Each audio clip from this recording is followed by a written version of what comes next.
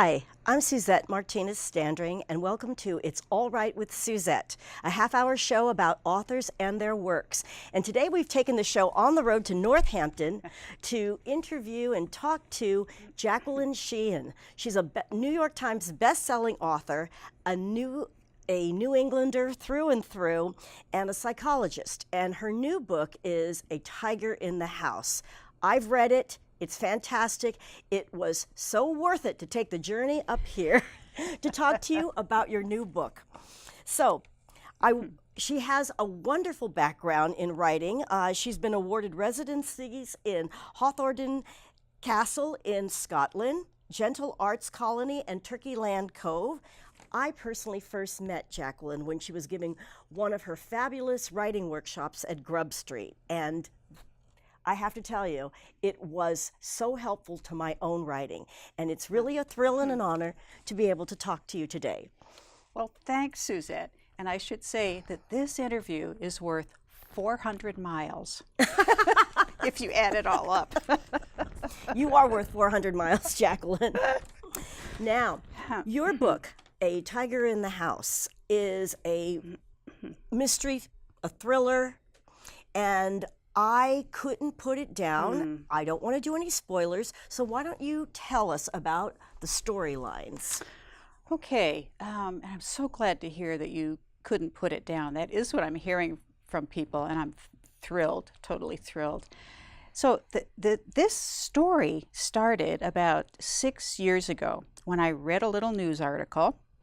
I was out in Wyoming at this residency, and I read this little news article about this little child in Indiana who was 5 years old, little girl, walking down a dirt road, little white underpants, little white undershirt, thumb in mouth, blood on her clothing.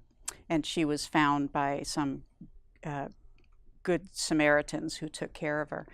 But she was a survivor of a homicide. And I thought every writer in America is going to grab this news story because it was so horrible and so compelling.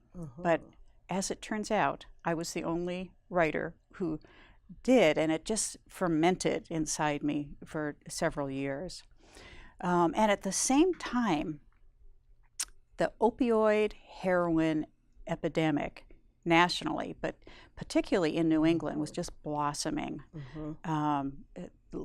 Small local police departments were just overwhelmed by what was happening. They were not prepared, outfitted, anything, but nor were any of us, not knowing that drugs, painkillers like OxyContin, were essentially the same as heroin, so close chemically, and hence so addictive. Yes. And once that sort of the domino effect of that started happening, naturally, very big money could be made by that, both by illegal pharmaceuticals and both by criminal elements. So I put those two stories together, along with our main characters, who are two sisters, who one is desperately wanting to open a bakery in South Portland, Maine, where I like to put my characters, and the other is just leaving the foster care system. But this little girl, who I put in the book, is her last case, and she has decided she can't leave until she finds parents for this little girl. What I loved about the characters is that they all come with very distinct personalities and dynamics, and you've done a masterful job of weaving them all together. You have little 5-year-old Hayley, who is rescued amidst suspicions of abduction and murder. You have Erica, who is this very passionate caseworker who shares with her sister Jaybird, and I love that nickname because it really captures the personality. You know, Erica being so serious and protective. Delia is the main character. Erica is one of the emergency foster care. Oh, excuse me. It's okay. That's right. Delia, yes. Delia is the foster care. The older sister. Yeah. Very protective, very passionate. And then you have Jaybird, who is this kind of stream of consciousness going happily her way, creative, wanting to bake bread, you know. And the dynamic of that very horrible trauma in their own past. Yeah. So how did you go about bringing this very taut balance between the characters, among the characters in your book? Well, I think readers, just any of us, can only tolerate reading about trauma so much. We really only need this little homeopathic drop of it to get the full picture. We don't need to be beat over the head with it. And I think humor and lightness interspersed with this makes the whole deal more tolerable. And so I like that about Jaybird, you know, that she is much more freewheeling than her older sister, in part because her older sister took care of her. Yes. So now they're both adults, and now they can juggle that disparity between their relationship a little more. You know, when you're kids, you know, siblings fight and they carry on and they do all these things, and then suddenly we wake up one day and we're adults and we have to negotiate a new kind of relationship with our siblings. You do a beautiful job of capturing the dynamic between the two sisters, because Jaybird has been and is so freewheeling in her personality. I sympathize with Delia, the older sister's determination to protect her in all things, and yet you really discover Jaybird is strong, and she doesn't need that. It kind of almost overcomes the stereotype that if you're that happy and freewheeling, you can't possibly understand the horrible realities of life, and she does. Right, you're sort of discounted. You're discounted, exactly. Yeah, just out of curiosity, are you an older sibling or a younger? I'm the oldest.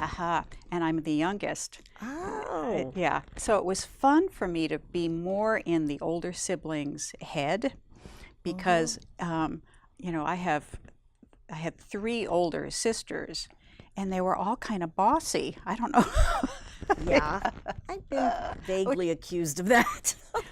But you know, that just comes with the territory. You're the older sibling, so the parents say, look out for the little one. Take care of the little one. So those two, I loved playing with those two dynamics of the younger sibling and the older sibling. Now you have this very taut mystery going on with this crime that they're trying to find the answer to. Yeah. Find the parent, find who are these people who left this child covered in blood. Yeah. It's really very compelling.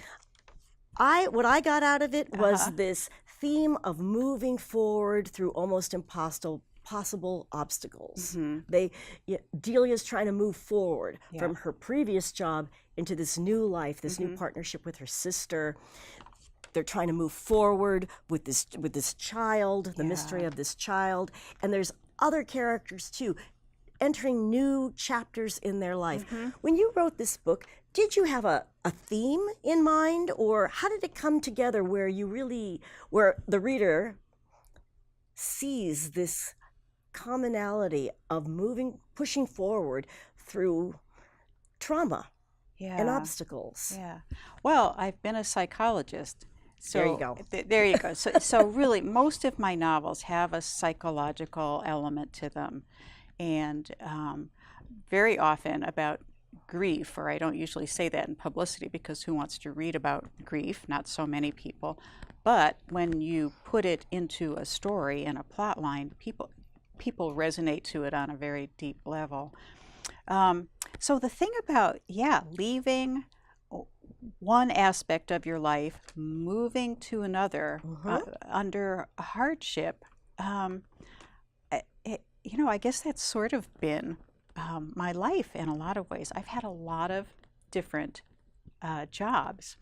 And my last job that I left was just a great job at a college. I was the director of a college counseling center, loved the job, but I was starting to have just enough success as a writer that I knew I was at the point where I could leave.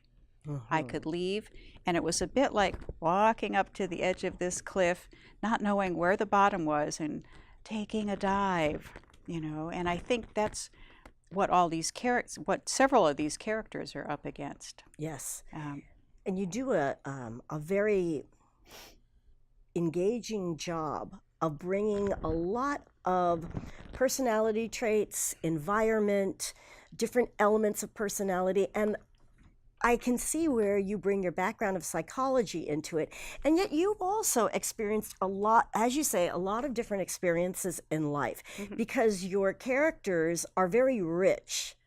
They're very rich. They So don't great feel to hear. one-dimensional at all. They have their little quirks and their little gestures and their little habits, and it's all so believable. How much of that do you draw from your own personal experience?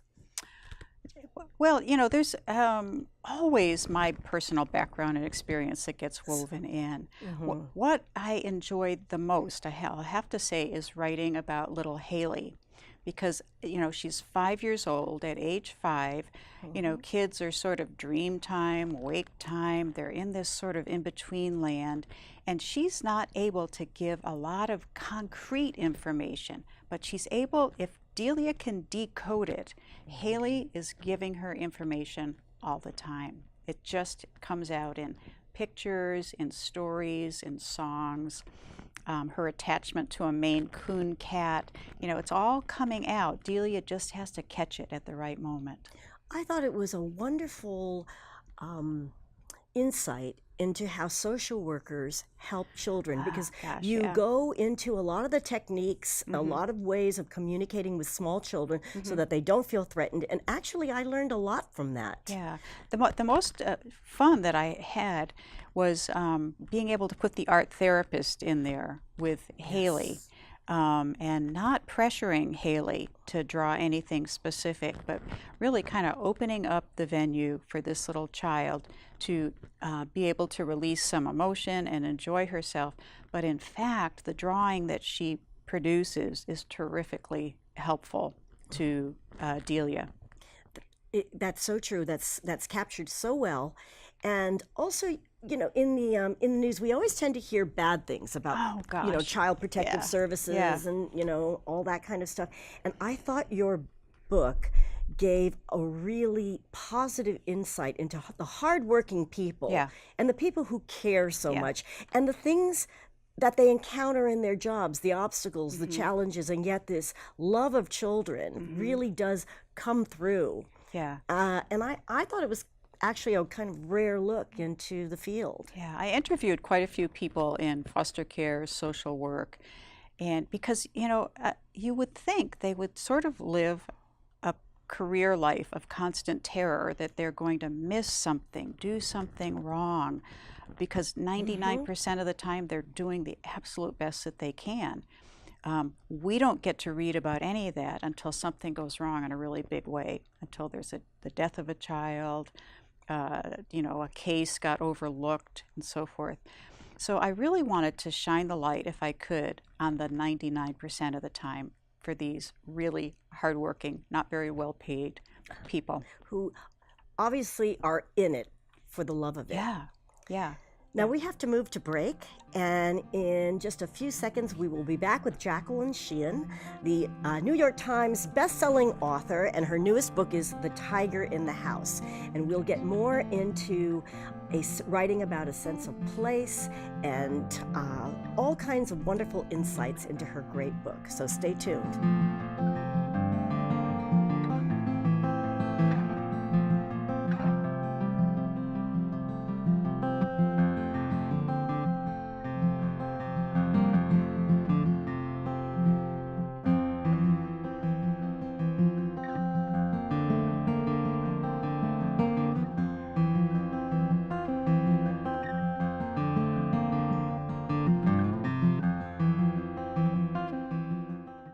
And we're back with New York Times bestselling author Jacqueline Sheehan, who wrote The Tiger in the House. And I'm fascinated how you chose that title.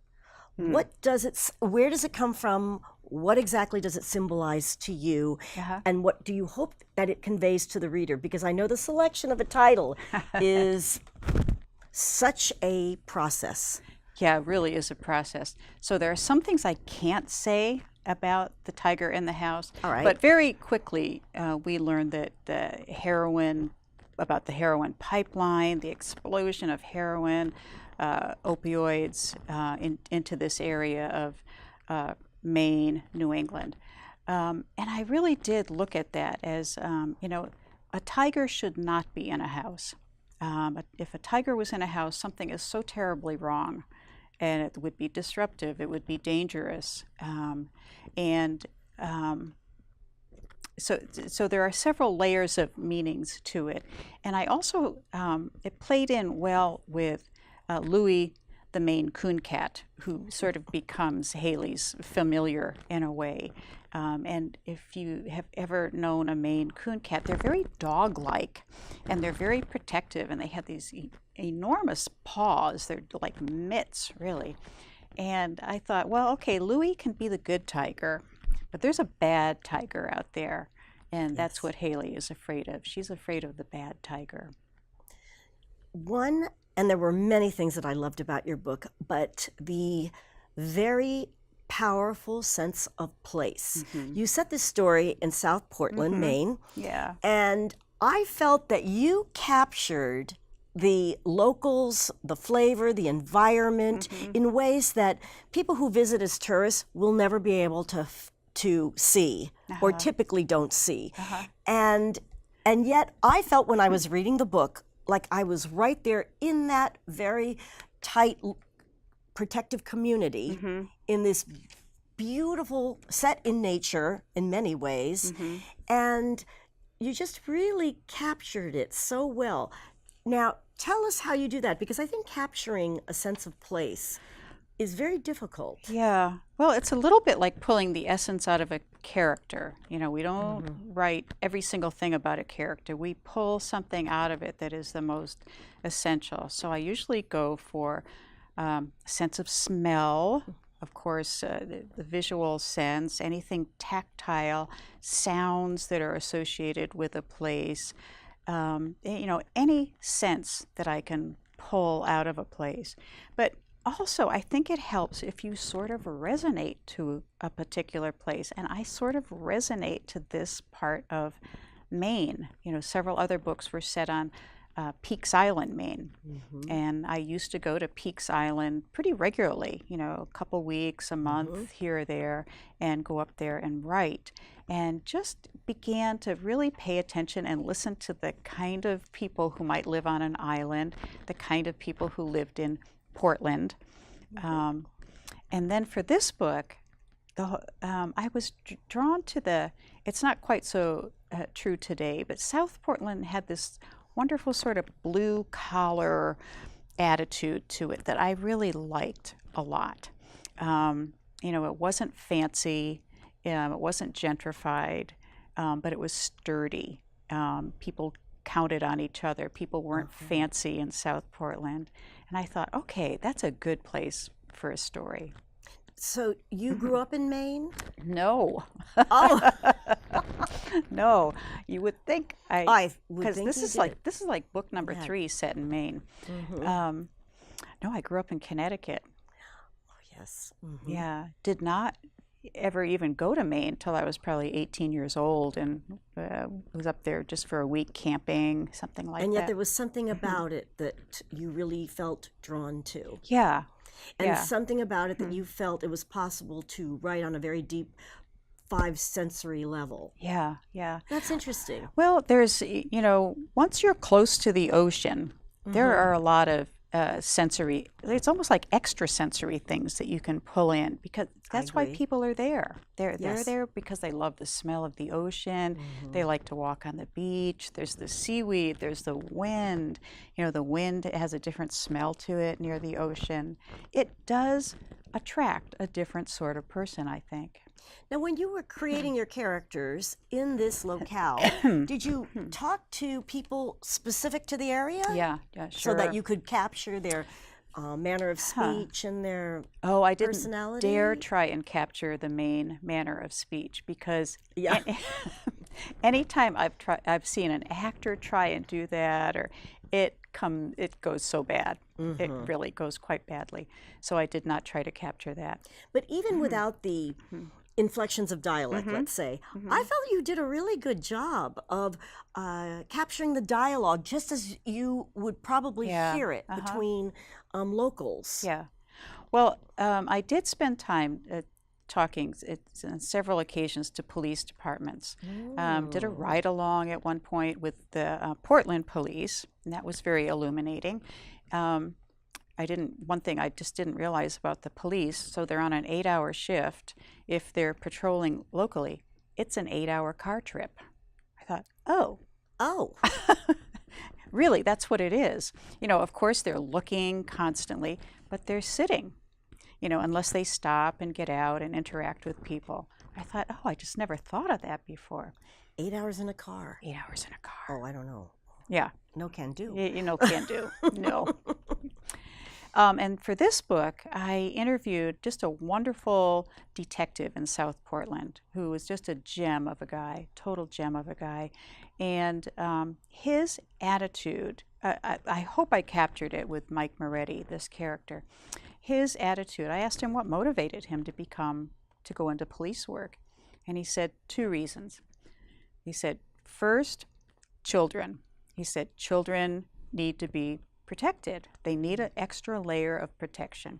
And then he said, old people. And old people need an extra layer of protection because they've earned it. And I thought, be still my heart. It's funny you say that because I developed a crush on Mike Moretti while reading the book. He just seems so authentic and protective and kind, big protective guy, but at the same time very gentle. Yeah. Yeah. Yeah, and he had a personal motivation for working with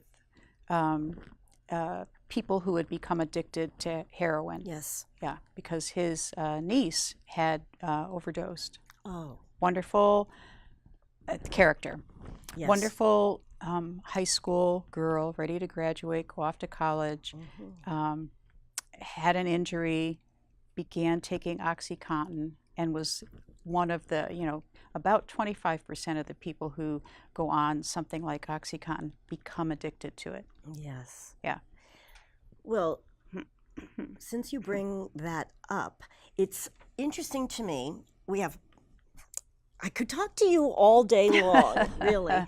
But in the brief 5 minutes that we have left, what I'd love to know is, there is a lot of joy and triumph, but there's also a lot of individual pain because there could be trauma from the past or pain moving forward, and there's a love triangle going on. So what was the emotional process for you to channel all that into your characters? Well, it really can be kind of overwhelming at times. I think with this book, more so than others, I just sort of dove into the deep end of the ocean. I said no to a lot of friends, about, socializing, things to do, because I couldn't come out of it too much.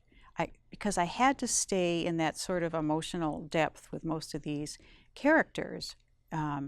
So it was probably the more intense writing episode that I've had than some of the other books, because I just couldn't come out because it was too hard to get back into them again. Exactly. So if people, like method acting. Yeah. So if people saw me wandering around the grocery store looking kind of dazed, like, where am I? That was why. Yes, because there are some very intense situations in your book that make it such a page turner. Now, I have to ask you, earlier you and I were talking about your book tour, and you mentioned that many book groups were Skyping you in. And so how can people get a hold of you, see where you're speaking, maybe even Skype you into a book club? Yeah. So this is working very well with book clubs. So this way I get to talk to book clubs in Delaware, in Middle America. And they can contact me through my webpage, which is www.jacquelinesheehan.com. There are ways to contact me through the webpage. And I love book groups. I love book groups because once I'm with a whole group of people who've read the book, I'm not in this constant state of holding back information, not squelching the plot. Yes. Well, that's fantastic. Yeah. And where have you been Skyped into? As I said, Delaware Book Club, several others that I can't think of the I names think you of them. mentioned Indiana. Yeah. That's wonderful. And if they go to your website, JacquelineSheehan.com, they can see a calendar of where you might Yes. be speaking also about your book. Yeah, although I do want to mention a couple places that I will be Please. speaking. Okay. So on May 7th here in, I don't know when this will be aired, but on May 7th here in Northampton, I will be reading at the Gallery of Readers at Smith College. May 16th, there is a new bookstore in Portland, Maine, and I will be there. It's called Print. And I will be in Scotland doing a writing retreat with about 20 people in end of May, beginning of June. And then probably most relevant to some of your viewers is on June 28th, I will be at a relatively new bookstore called Belmont Bookstore. Fantastic. Jacqueline, I'm so grateful that I got to have this time with you. Me too. I still remember your book. I think it's very powerful, although I did get Erica and Delia's names a little mixed up, but I know the plot. You do. I want to thank you all for joining us today. Thanks. Please get a copy of The Tiger in the House by Jacqueline Sheehan, and we'll see you next time on It's All Right with Suzette. Thanks, Suzette.